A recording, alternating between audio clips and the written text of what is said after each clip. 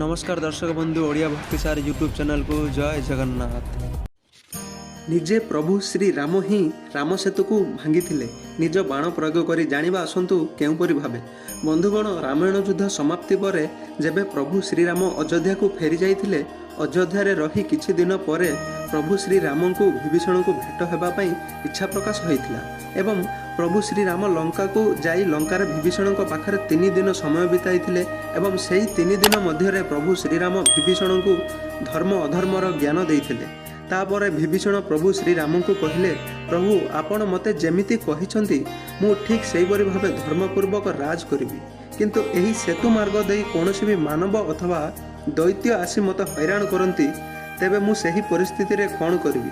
विभीषणकर एही कथा कहिबा द्वारा प्रभु श्रीराम तांको बाण को प्रयोग करी सेही सेतु को 3 भागरे विभक्त करी खनन करथिले एवं मध्य भाग को मध्य खनन करथिले। एहीपरि भावे प्रभु स्वयं निजे ही राम सेतु को भांगिथिले।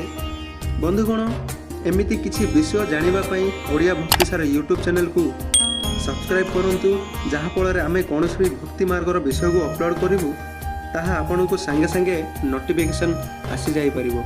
जय जगन्नाथ।